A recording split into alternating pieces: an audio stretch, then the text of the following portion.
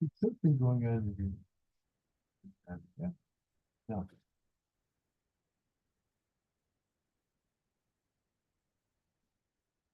So ostensibly we are here, we're seeking knowledge, no doubt. But the purpose of why we're seeking that knowledge, that's what we so if you go to Harvard, you go to Yale, you go to all these universities, and you ask them why you people are here, oh, we're seeking knowledge, to forward our careers or whatever, get a good job and standard stuff. And it usually boils down to some sort of material benefit. It might be, it might be tangible benefit, like a good job, money, the American dream out in the suburbs. It might be an intangible, like I would like to be known. I should be known as a researcher and as a great academic. Leave a legacy. Do you agree with that one? Well, that be what it may. Actually, knowledge is to facilitate what you're trying to do. Like if somebody wants to be a doctor, what does he do? He goes and he studies about anatomy and he studies about surgery and all of that to facilitate him to operate as a doctor. Be able to person wants to do buildings and study engineering, architecture, because he has some particular objective that he wants to fulfill. As a result of that, we need knowledge to fulfill that.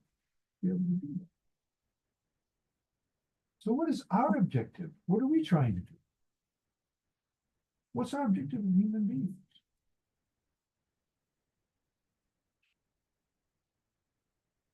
Well, if we didn't have the Quran, we wouldn't know. How I can tell you that is because before I knew about the Quran, I have no clue. And as a matter of fact, everybody that I would run into and meet, they also didn't have a clue. Now, what's the purpose of life? Why are you here in this universe? Yeah, that's a good one. I'm trying to figure that out. And philosophers, you know, from millennia, if they didn't have some kind of background in revelation, they were clueless. To the point that they would come up with this, there is no purpose. It exists. Even, they came up with this, even as it's all unreal, so there's nothing real anyway. Well, there was a famous group back in the day, on the tradition. So they wrote a song and it was called Strawberry Fields. Nothing is real. Nothing to get strung about. So let me take you down because I'm going to Strawberry Fields. That's how they could come up with. But we as Muslims, we have a very specific portfolio as human beings. Allah subhanahu wa ta'ala says, أعوذ بالله من الشيطان الرجيم وما خلقت الجن والإنس إلا ليعبدون. What year are you guys in, brother? Huh? First year. How, so you guys must have been there for a while. You're in what is the first year? Anybody in second year, third year? Do you have a second, third year? You guys studied Nahu, right? Started Nahu a little bit. Yeah. So can you tell me liya'budun? Can you explain that to me? Sarfan Nahwana. What siga is that? Okay, first of all, this lam, liya'budun. What is that lam? Huh?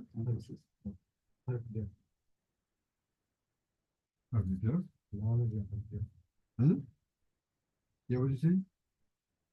What lam is this? It's a lam that's entering into a fi'l. So what do we have here? Huh? Lam ta'lil. We call this what? Lam ta'lil. Illa. In other words, the reason for what's coming after is, why this, li for the purpose of, for the reason of, for the purpose of, ya'budu.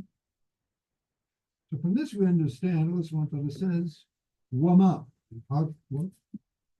Ma, أي ما هذا.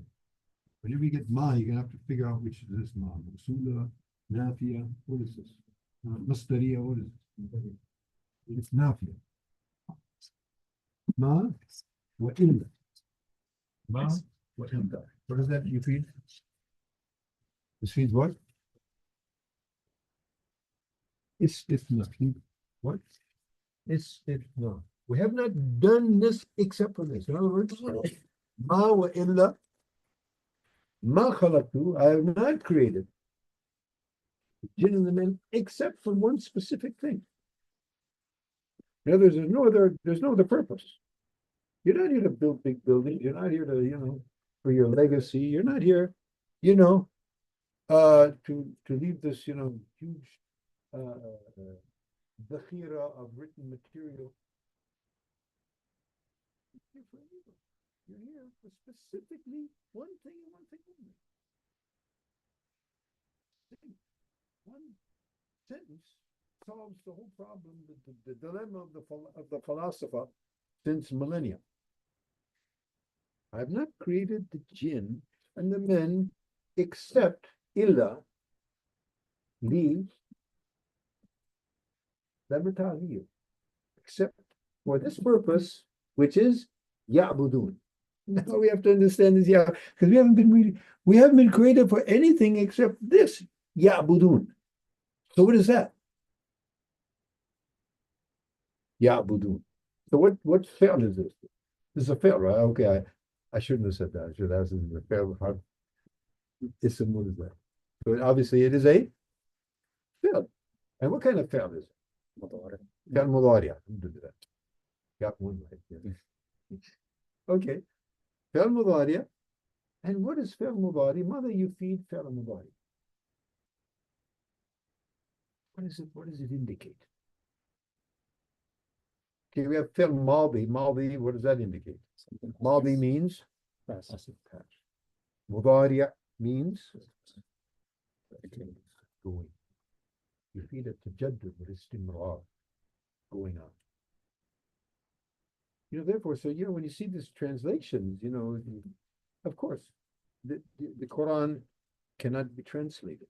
It's kalam of Allah. It's not somebody else's kalam where we can maybe, understand exactly what was being said and encompass that in some other language. But actually, you can't translate anything from one language to another. You're going to lose in translation. There's no way.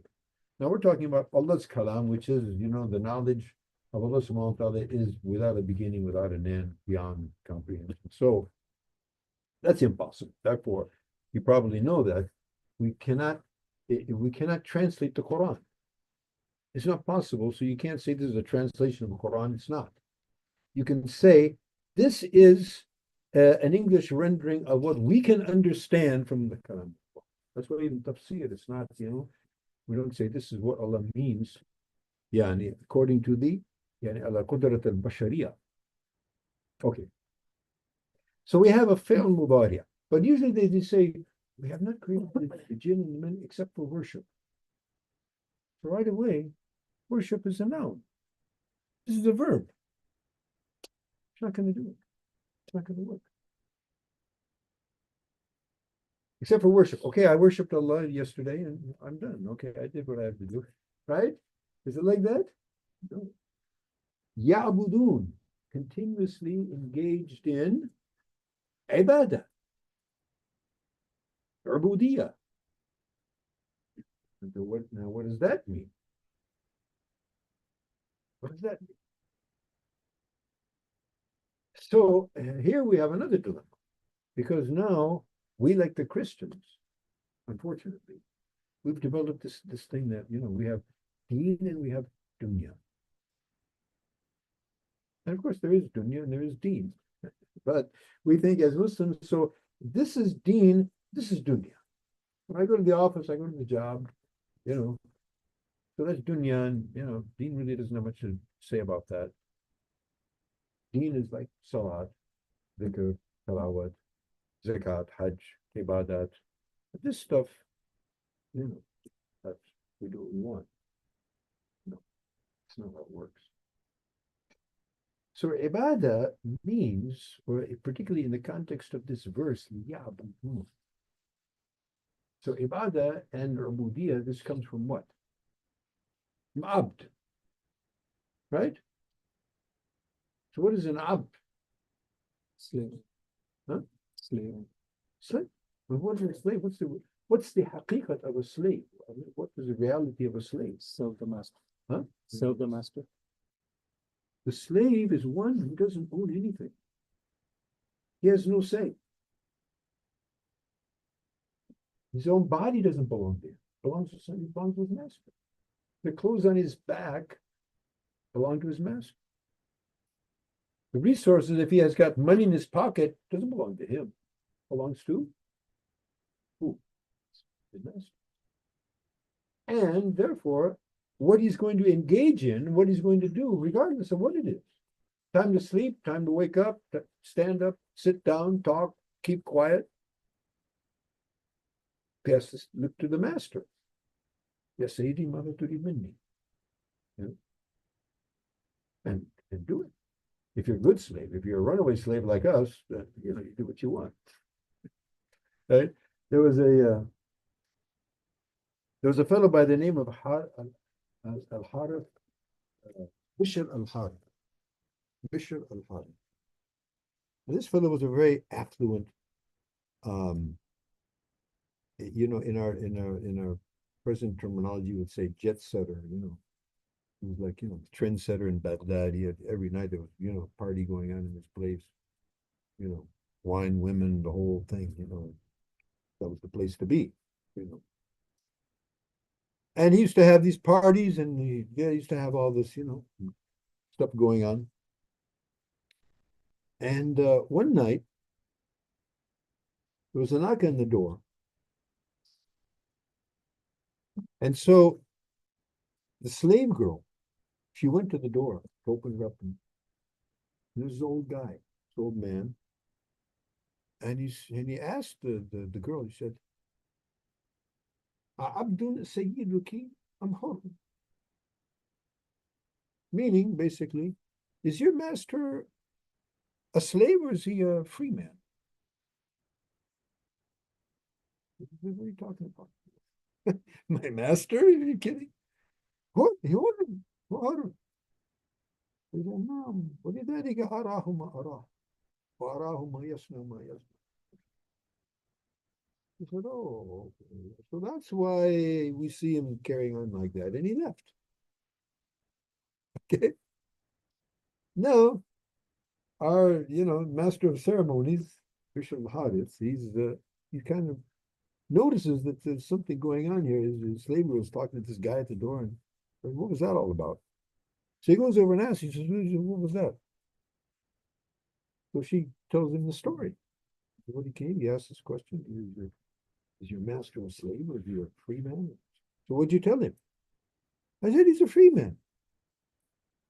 Somehow it just hit him. And so he ran out of the house barefoot to find this guy and talk to him, find what was that all about? Finally, he's running down the little alleyways, and he finds this fellow.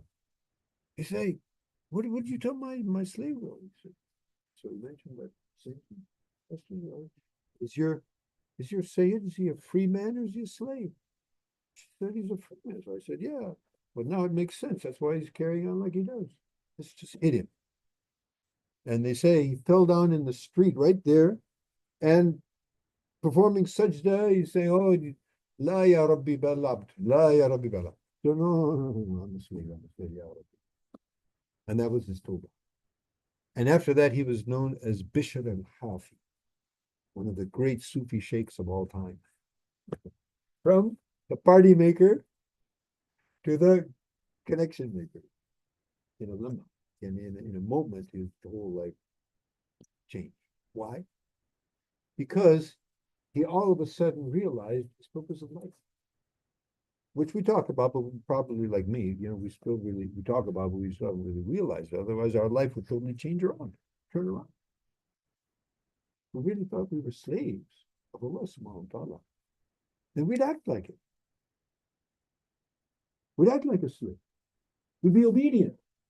Do what our master says do. Our master says don't do, we wouldn't do that. We would also always be seeking the pleasure of our master, knowing full well that we have a very merciful master who will reward us unlimitedly beyond our imagination. And if we don't, he can punish us also beyond our imagination. But because of the fact that we don't have that in front of us, that's not in our minds, in our hearts, we have other stuff. Runaway slaves. As we say in Arabic, al-abd al-abiq, runaway slaves. But the whole idea is that we become obedience. And so, ya'budun basically means continuously acting like that obedient slave in everything that we do. We wake up in the morning. What did Nabi alayhi salam when he woke up in the morning? What did he say? Alhamdulillah. First thing that on the tongue of Nabi alayhi salam is what? Hamd. Alhamdulillah alladhi ahyana badama. We were just dead because sleep is like we say the ukhtan maut, the sister of death. For all intents and purposes, you're like dead, And many people, they are actually. They leave the world in their sleep. We could have easily been taken away. But he's given us another chance, another day. Therefore, in Surah Al-Furqan, in the end, Allah subhanahu wa ta'ala explains why he made the days and the nights. خِلْفَةً لِمَنْ أَرَادَ أَيْن يَذَّكَّرَ أَوْ أَرَادَ شُكُورًا. So the day comes to an end and I get another chance. Today is another chance to realize my purpose of life. The day goes by and we do or we don't, whatever. And then we go and we get another every 24 hours. As a matter of fact, every 12 hours or so, as the day and the night change, these are all reminders that as the things are changing, we're supposed to be changing. We're supposed to be moving ahead, with these meanings. So ya'budun is that you are continuously living a life of a slave. From the time we wake up, Alhamdulillah, alladhi ahyana ba'da ilayhi an-nushur. So, I've woken up now. Walakin ilayhi an-nushur. Ultimately, we're going back to Allah. Is it going to be today? Are we going to pray Salat al-Dhuhr today? Anybody knows that? Anybody? Guarantee me? There's only one guarantee that you have in this life, which is what? The only guarantee that you have is you're going to die. There's only one certainty in life, and that's death. That's for sure. We're going to live however long we live. For sure, we're going to die. So what is certain, that's what we should be preparing for.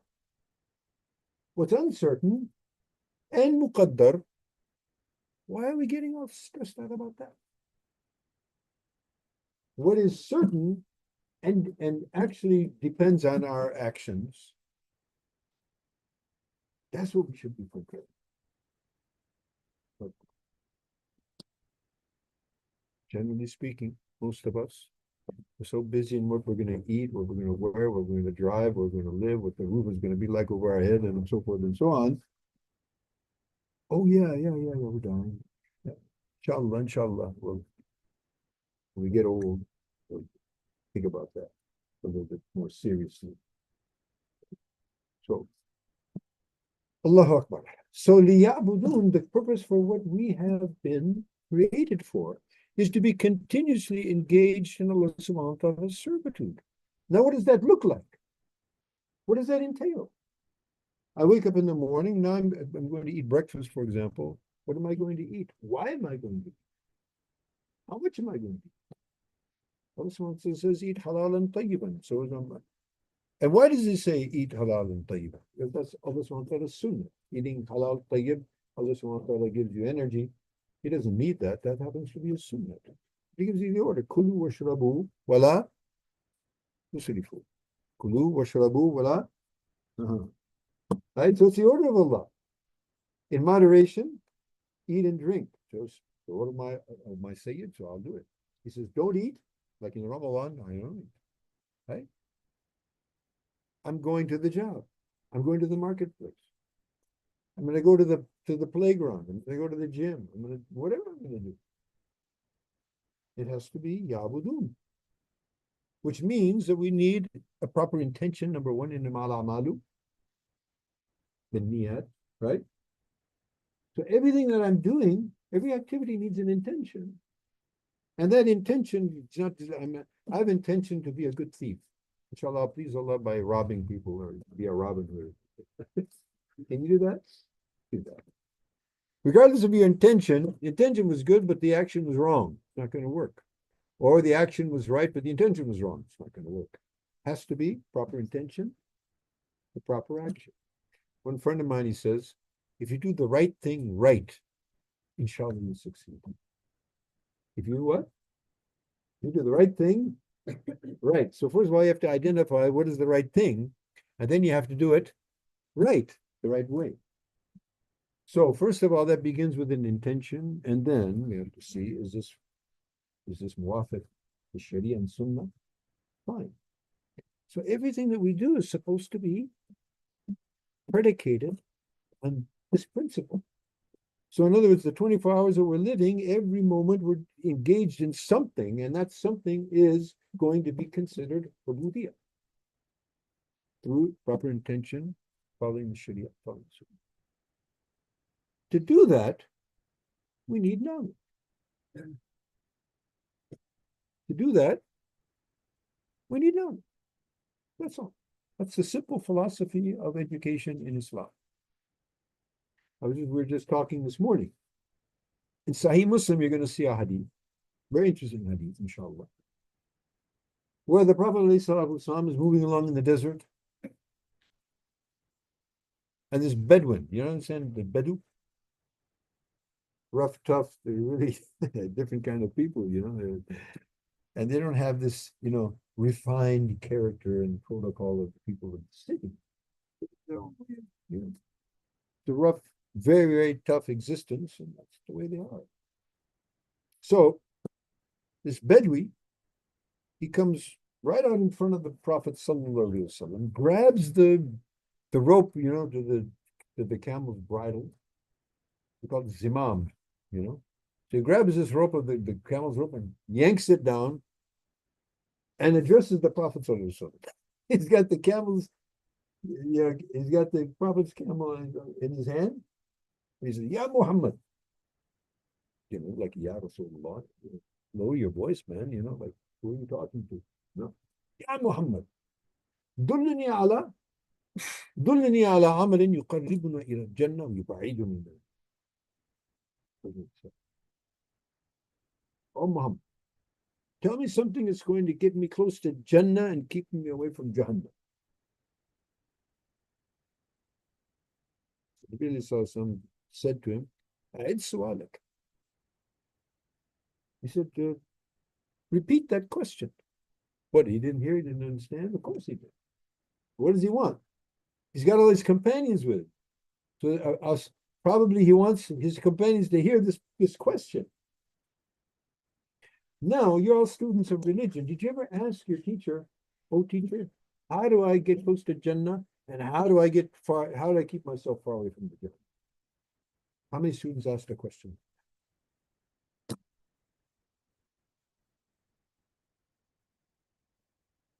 That's what it's all about. That's what it's about. We want to go to Jannah. You want to go to Jannah, right? Is that important? Anything more important than that? There is one thing more important than that. You have to get Allah's pleasure. With Allah's pleasure, Ridha Allah. If you get Ridha Allah, then you get into Jannah, and obviously you're going to be out of Jannah. That's what it's all about. So this whole lambi chori, they say in Urdu, lambi chori nizam. That's the khulasa.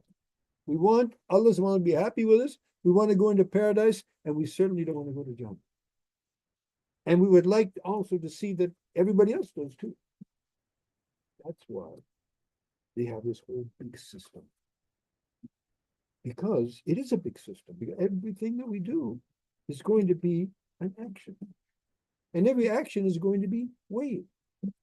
And every action is going to either take us closer to Jannah or closer to Jahannam. That reason, we're sitting, or we're supposed to be sitting. So we used to have this kind of mudhakara always in the madrasa. We always used to have this kind of mudhakara. So that we understand, what are we doing here? You know. So all of this academic, and cerebral and cognitive, exercises that we're going to be going through, it's not about that. It's about understanding as best as possible to identify what Allah wants me to do at this particular moment. And have a comprehensive understanding of that so that we can ourselves do that and we can be means of spreading it to others. Somebody once asked Hassan al-Basri, we've all heard the name al-Hassan al-Basri, one of the great tabi'in. And so someone asked him, say, Abba Said, Abu Said, there's a kunya. When you have respect in the Arabic tradition, you call somebody by their kunya. You don't call them by their name. That's not considered, etiquette in the Arabic culture. Even the Jews used to call the Prophet Ya Abul Qasim.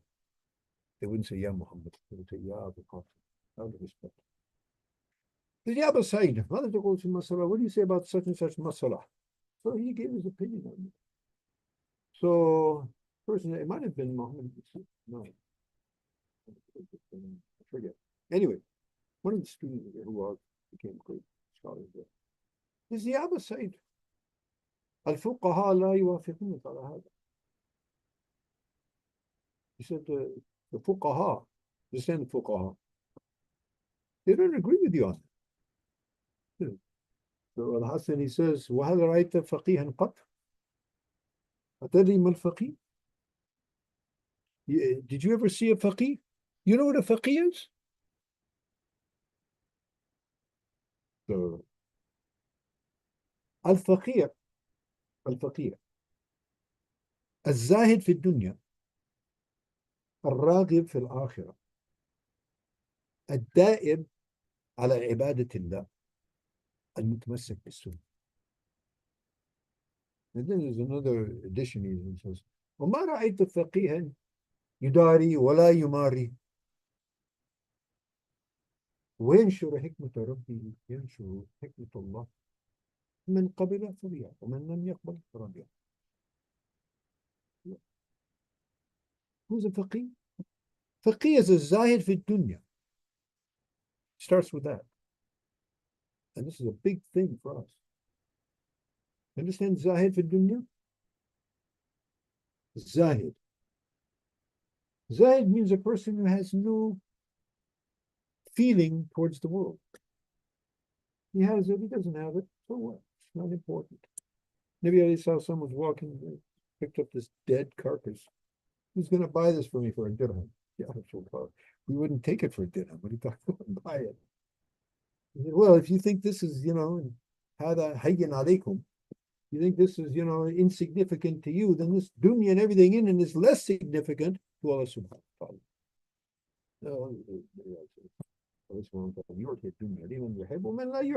As a matter of fact, the people who Allah subhanahu wa ta'ala doesn't love, they seem to get a lot more throughout the murur of history, it's always like that. But they have no, their hearts are not concerned about the world being the things externally, their conditions, the things, where they're living, what they're eating, what they're wearing. They haven't found, they don't know. And we find this in the Quran, that, the people who found Yusuf alayhi salam, when he was in the well, right? Little boy, they find this little boy in the well. Ya Bushra had the ghulam. Wow, hey, got this kid, We'll sell him in the market. That's what they used to do. Find somebody, take him a slave, sell him in the market. They didn't think much more about him. They didn't know who this fellow is, and who he's going to become.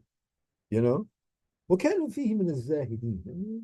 They were zahid regarding him. In other words, they didn't place any importance on this kid. And as a result of that, فشراه ببخس دراهم من الدراهم معدودة. They sold him for a few dirhams. This fellow is the prophet, of that time, of that place.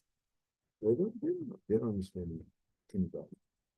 So the faqih, the person who is really faqih, what does he mean by faqih? Doesn't mean a fellow who's memorized all these masail of fiqh. He means the person who's fahim. Also, fiqh is what? Fahm. The person really understands. He understands what the whole thing is about. Number one, he's zahid regarding the world. The worldly things, I'm not here for that. كن في الدنيا كأنك غريب وعابر السبيل. What did the Prophet say? كن في الدنيا كأنك غريب. غريب يعني? Huh? And those, how many people speak Urdu? Yeah, so don't get confused. This is my nasiha for you. Don't get confused. There's a lot of words in Arabic that are used in Urdu, but they've changed the meaning somewhat. So if you say, वो शख्स गरीब है, तो क्या मतलब? He's a poor guy. But that's not what it really means in Arabic. If he's gharib, maybe it's very likely they would be poor, but not necessarily. Gharib means strange. Strange. Hashim gharib. So it's simply strange. So be in this world like a stranger. You go into some town you're passing through, you're not from there, so you don't get really attached to that place. That's not, then you're not from there. You're a stranger. Oh, Abid is Sabil, traveler. Traveler's on the way, what does he do? Does he get all, the place and let's, build a castle over here? No way, man. Keep on traveling. Okay, enjoy the sights, whatever that's worth. But you're a traveler. You have a destination in front of you. That's where you're focused. Right? So this faqih, this person who's knowledgeable about religion, knowledgeable about deen, the first thing, he is zahid, the dunya he's worried about. So does that mean that he lives somewhere outside of the world? He lives in the world, but he's not of the world. And he deals with the world, but he doesn't let the world deal him. He controls the world that he lives in, that he has to deal with, and he doesn't let that control him. As some of our elders they said that, like the Sahaba, the pious people, these fuqaha, Sahaba, they were the greatest fuqaha of all time. They said they had dunya in their hands and deen in their Azamat of Allah subhanahu wa ta'ala in their heart, deen in their heart, hereafter in their mind. Dunya was in their hand. There's a problem. Right. Why do you have this dunya in your heart and deen in your hand? Like us, we can see our brothers and sisters blown to smithereens, live stream. Oh, it's terrible. And we'll cry, make dua. But will we do anything? Are we doing anything? What does that indicate? Does that indicate our deen is in our heart? So when the deen is in the hand, okay, we can throw the deen, but dunya, it's going to be tough on our dunya. What's going to happen? If we raise our voices, if we do something, make some action, our dunya is at stake. So, Sahaba, it wasn't an issue. Your life is at stake. You're going to get killed. You go out there in the battle, you're going to. There was a fellow, Ghazali, rahimahullah, he mentions in one of his books. He says, there was a fellow talking about nafs. Very pious fellow. So one year, his nafs told him, why don't you go in jihad? Why don't you go out there in jihad and fight? Nafs telling me go out in jihad? This is something wrong here. Inna nafs la ammaratun bisu. Huh? My nafs is going to tell me to do something good. Okay, I'm going to go, nafs. And you know what else? I'm going to go right in the front line. Yeah, by all means, do it. And you know what? I'm going to aspire to be the first shaheed. By all means, just go for it. there's something going on here. The nafs is not gonna tell me to do something that's right. There has to be some underlying, motivation. So he keeps at it, and finally nafs it confesses. Look, you kill me thousands of times every day with all this mujahada. So why not just get it over with? Go out there and let's get it done with. I can't keep taking this every day. Right? But these people who had deen in their heart and they have dunya in their hand, they can throw it. Our problem is deen is in our hand, but in our hearts we have all these aspirations and hopes, and that we're going to live and we're going to have and we're going to achieve and we're going to, all of this. Whereas all of that is already muqaddar and we'll have it, what we're going to get, not more, not less. And anytime we're going to leave. So that's what we should be prepared. So we live in the world like a ship. You build a ship and say, well, the sea is a rough place. That's dangerous out there. We should take the ship out on the sea. We're very safe out here on the shore. Look, ship is not for the shore. Ship is for the sea. There's no purpose of a ship unless you put it in the sea. Yeah, don't let the water get into the ship. That's the idea.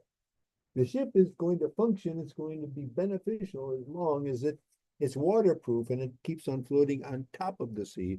But if the sea gets in the ship, that's going to be the end of the story. So we're in this world. We live in this world. We eat, we drink, we get married, we have kids, we have businesses, we do all kinds of stuff. That's not our job. Sahaba also did all kinds of things. Very interestingly, the Muhajirin, they were basically people of business. Makkah was one of the important, hubs of commerce in the world at that time. It wasn't like these Meccans were poor and no. Quraysh, that was one of the big issues. When Muhammad came, not only their tribal, supremacy was at stake, their commerce was at stake. And when you start touching somebody's money, you touched a bare nerve, right? So when Muhammad came, this is the threat to these guys. So they're getting upset. They're like, listen, I lost my chain of thought again. Anyway, so we're talking about the ship goes in the sea. And it goes in the sea and it, if it gets in, it's going to sink. So we also are in the world and we also have jobs, we also have occupations. So some of the Sahaba, they had huge amounts of money, what I was saying. So Muhajirin, they came to, and they left all that. Abu Bakr was a very wealthy man. Sayyidina Uthman was a very, very wealthy individual. Abdurrahman bin Auf was extremely top of the line merchants, big time merchants in Makkah. Time for hijrah, leave it. Can you imagine that? Somebody says, okay, the things are getting rough here in New Jersey, and you have to now make hijrah to Mexico. Don't run my factory, don't run my job, don't run my $1 million house. No, you gotta go to Mexico. Picture yourself now. What are you going to do? Sahaba didn't even think about it. Yeah? Take it. So, hey, Baradillah, he's in Hijrah. They catch up with him. He says, look, as long as I can fight, I'll fight. And I'm good. So I'm going to take some of you guys out. On the other hand, I'm very wealthy, as you know, and here's all my wealth is there in Mecca. You want? Take it. I'm going to Medina. Inshallah. Okay. Yeah. So dunya was in their hand, deen was in their heart. Time to sacrifice their dunya. No issue. It's a big issue for us. Yeah, that's an ilm.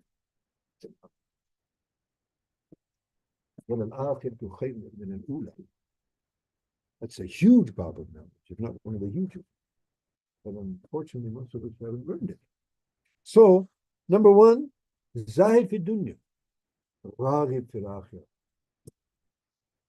Their raghbah was for the hereafter. Now, if you're really desirous of something, what do? You make an effort for it. You struggle for it. You sacrifice for it. when we look at ourselves, are we doing that? What's our relationship with the world and the worldly? How do we look at that? How do we feel about that? What's our aspiration? And what's our, aspirations to be in Jannah, to have those palaces, to have those rivers, to have those damsels? You'd like to have those damsels in Jannah, young fellows? Huh? Really? Sahaba would be seeing those things. You just also woke up this fellow. And he said, كيف أصبحت؟ قال أصبحت مؤمنا حقا يا رسول الله. I woke up. How did you wake up? I woke up true mu'min. That's a pretty heavy claim, right? If you have any proof about that claim, it could be oh, حقيقة ما حقيقة قولك. So, well, I've spent my days fasting and my nights in prayer, and it's as though I see the people in Jannah enjoying, and I see these people in Jahannam crying and shouting and torture. And it's like I'm looking at the Arsh of Allah subhanahu wa ta'ala in front. Oh, and this is some Arafta. You got it right. Keep on that. Right? How many of us woke up like that? With that kind of, heart in mental condition. Right? Wrong about that. They would go into the battle and they say, like, we're seeing the damsels of Jannah coming down. We're seeing the palaces. We're seeing the, and they're just ready to give their lives for it. They were, they think about Akhirah. They listen to the ayats of the Quran about Akhirah again and again and again in the Quran. Prophet so many hadith. This is what we should be aspiring to. Like that Bedouin, he didn't go through an alim course. He was by fitrat, he was by nature. Person of Iman, a person of Zuhd dunya and lower. So number one, they understand the dunya, what it is, this reality. It's a place of test and trial. It's a pathway. It's a place that we journey through. We have to go through it, right? And also, so yeah, let's finish that because sometimes we get the idea. Okay, so if I'm a student of knowledge, and I'm aspiring to have understanding of deeds, that means I need to cut off all connection with the world and not be engaged in it. No, that's not what Zuhd is actually about. Because the greatest Zuhad were Sahaba. After the Prophet alayhi salatu wasalam, the greatest Sahaba were the Sahaba. Muhajirin, as I said, they were mostly, if not all of them, basically, were business people. They left all their business behind. When they came to Medina, they started up again. Abdurrahman bin Auf radiallahu ta'ala. One day he shows up in Fajr Salah.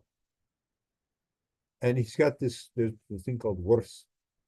It's a red kind of, like saffron. It's a red kind of dye that the ladies used to use during weddings, in Arab culture. So some of that was on the clothing of Abdurrahman. Maybe I said that. What's that? He said, Ya Rasulullah, I got married yesterday. He didn't even tell the Prophet. What about all the card? You didn't send me a card. I didn't get an email. I didn't get an e-card or whatever, He didn't even invite the Prophet. Could you imagine that? People, there's a wedding in Pakistan. They're coming from America, from China, from Russia, from Canada, I don't know where else. And if you don't show up, like, that's the Kabira. It's how simple it is. So he said, okay. So how much did you give her for mahar? He said, I gave her a little piece of gold. Now, this guy was you could say, like a millionaire, billionaire, in Makkah. He comes to Medina with nothing, right? But when he gets to Medina, he doesn't say, look, I'm Muhajir, I'm student of ilm, I'm whatever. So, I need social security, so sign me up and put me on Beitul Mal and, observe. Yeah. In fact, the Prophet ﷺ made, as you probably know, the Muhajirin and the Ansar made them brothers, muakhat people, right?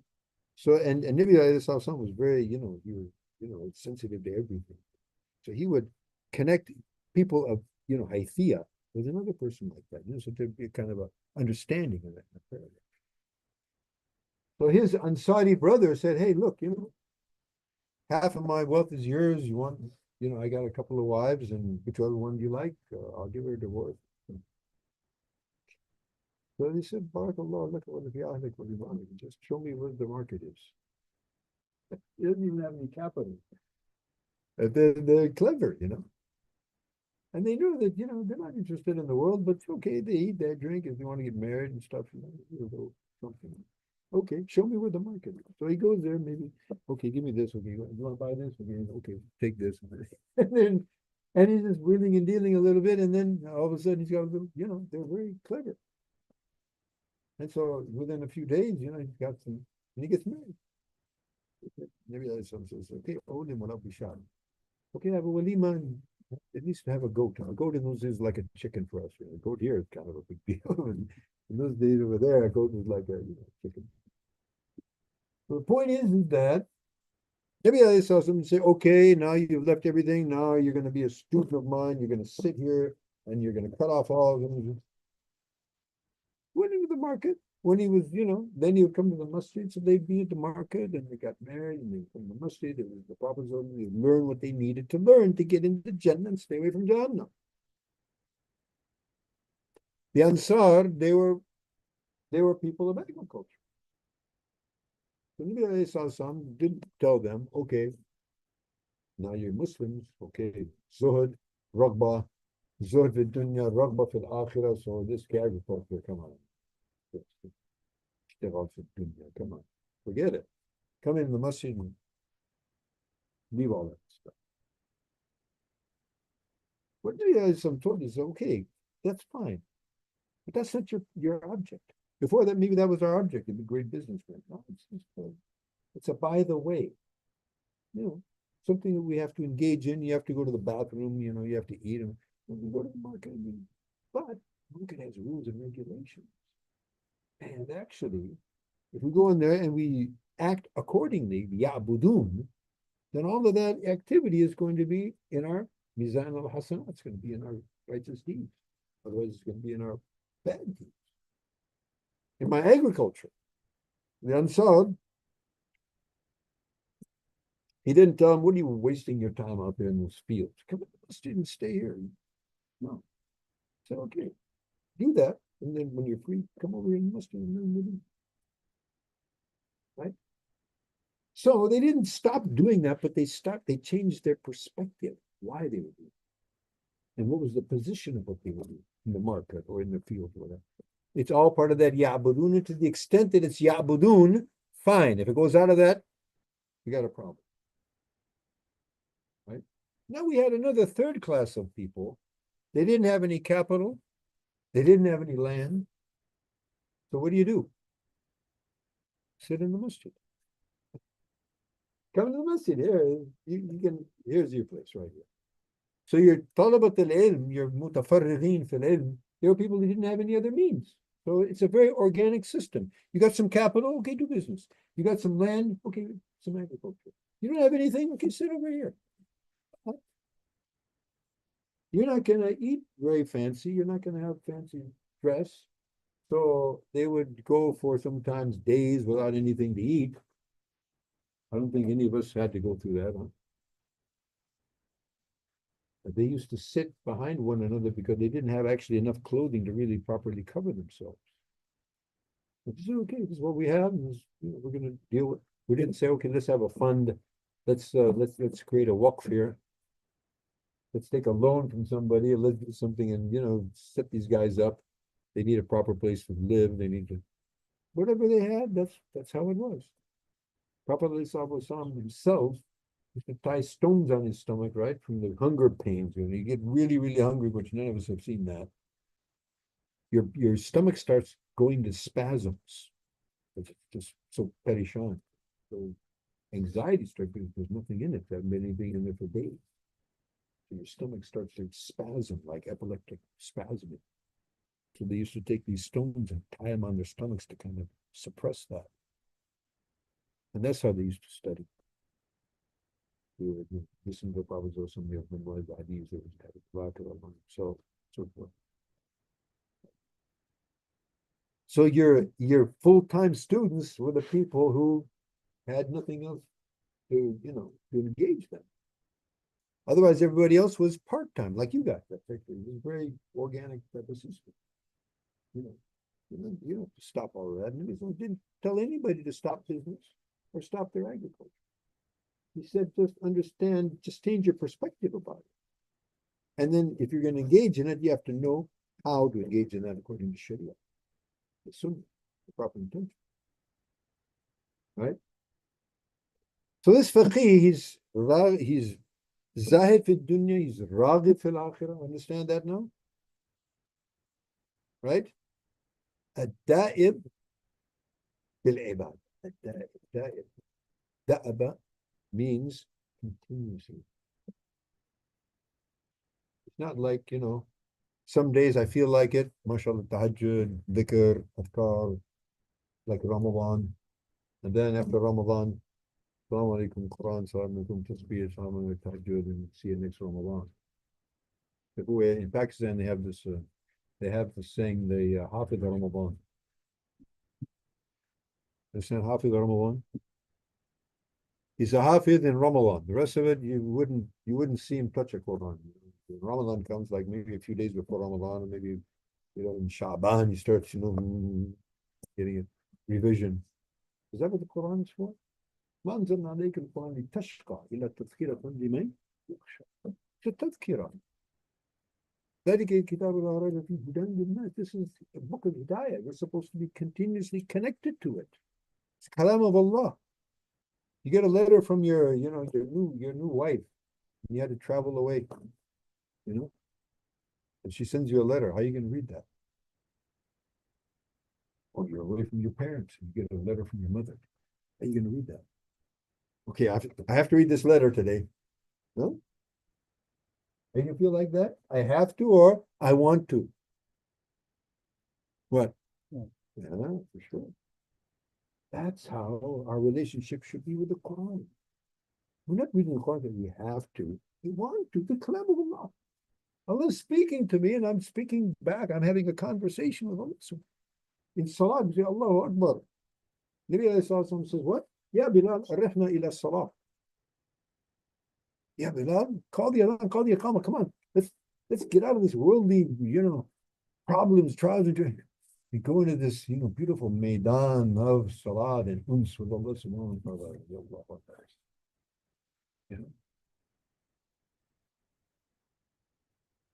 Ala bi dhikrillahi. So do we feel, I'm feeling the pressures of the world. Let me sit down and do some zikr for the itminan. How do we do that? That's what we're doing every day.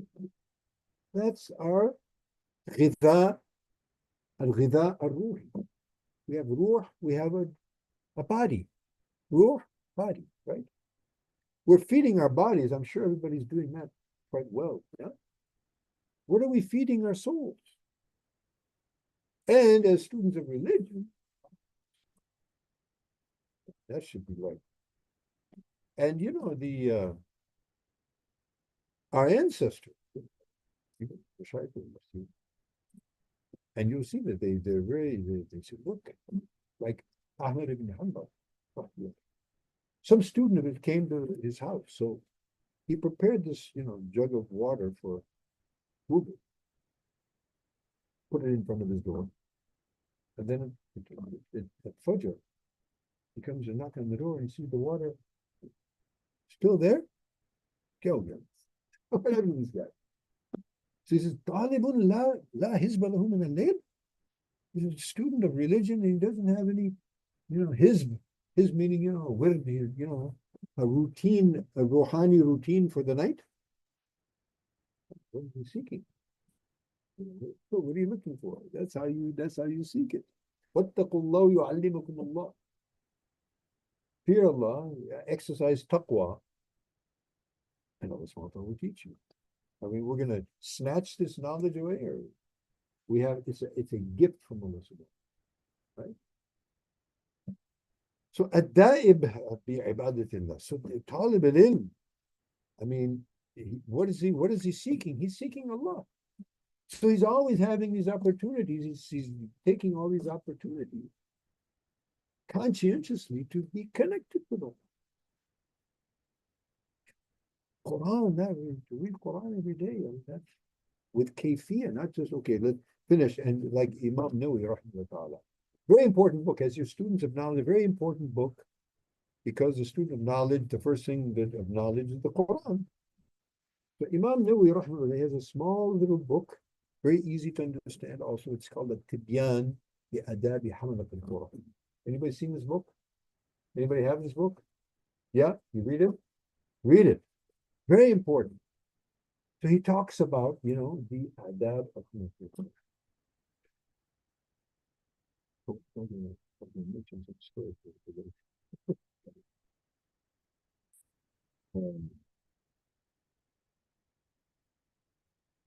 Huh. So one of the things he mentions there, وَلَا يَكُنْ هَمُّ أَحَدِكُمْ خَتْمِ السُّورَةِ.